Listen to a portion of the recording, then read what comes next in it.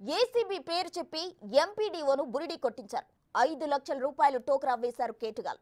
సిద్దిపేట జిల్లా బెజ్జంకి ఎంపీడీఓగా విధులు నిర్వహిస్తున్న బండి లక్ష్మప్పను కేటుగాలు బురిడి కొట్టించారు. తనపై ఏసీబీకి ఫిర్యాదు వచ్చిందని ఎంపీడీఓకు నిందితులు ఫోన్ చేశారు. కేసు నమోదు చేస్తామని బెదిరించారు. ఫోన్ పే, గూగుల్ పే ద్వారా 5 లక్షల రూపాయలు ఎంపీడీఓ నుంచి కేటుగాలు కాజేశారు. గత నెల 20న తాండూరులో లక్ష్మప్ప ఫిర్యాదు చేయగా డబ్బులు కాజేసిన ముగ్గురులో 2 నిందితులను పోలీసులు పట్టుకున్నారు. 50,000 నగదుతో పాటు 2 ఫోన్లు స్వాధీనం చేసుకున్నారు. నిందితులు తరుణ్ గౌడ్, ముజాహిద్ గా పోలీసులు గుర్తించారు. మరో నిందితుడు నూతేటి జయకృష్ణ పరారీలో ఉన్నాడు. అతనిపై తెలుగు రాష్ట్రాల్లో 31 కేసులతో పాటు శంషాబాద్, సిద్దిపేటలో ఏసీబీ అధికారులు అని చెప్పి మోసగించిన 3 కేసులు నమోదయ్యాయని పోలీసులు తెలిపారు. ఆయన సిద్దిపేట జిల్లా బెజ్జంకిలో ఉద్యోగ నిర్వహణ చేస్తున్నారు. ఆయన ఈ 20వ తేదీ నాడు వచ్చి తాండూరు పట్టణంలో ఒక పోలీస్ స్టేషన్ కంప్లైంట్ ఇవ్వడం జరిగింది.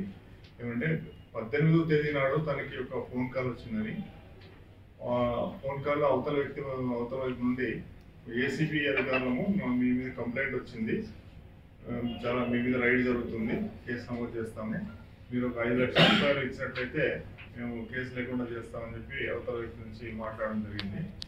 అందుకు ఈ వ్యక్తి మన ఫిర్యాదుదారుడు లక్ష్మప్ప అతను చెప్పే వ్యక్తి సమాచారాన్ని నిజమే అని చెప్పి నమ్మేసి అతను ఇచ్చిన ఒక 5 వేర్వేరు గూగుల్ పే, ఫోన్పే అకౌంట్లోకి ఇతను 5 లక్షల రూపాయలు ట్రాన్స్ఫర్ చేయడం జరిగింది. అప్పుడు వెంటనే అదే రోజు ఆ సమాచారం మేరకు మేము కేసు నమోదు చేసుకొని ఇన్వెస్టిగేషన్ చేయడం జరిగింది తాండూరు పట్టణ పోలీస్ స్టేషన్లో. దీని మీద విచారణలో భాగంగా ఈ డిఫరెంట్ బ్యాంక్ అకౌంట్స్ అన్ని కూడా కర్ణాటక రాష్ట్రంలోని చిక్బళ్ళాపూర్ అండ్ వేరే ప్రాంతాల్లో ఉందని చెప్పి గ్రహించి అక్కడికి ఆ అకౌంట్ హోల్డర్స్ని కూడా మనం విచారించి చివరికి ఈ రోజు నాడు 2 నేరస్తులు, దానికి సంబంధించి 2 తరుణ్ గౌడ్ అండ్ ముజాహిద్ పాషా అనే 2 నేరస్తుల్ని అరెస్ట్ చేయడం జరిగింది.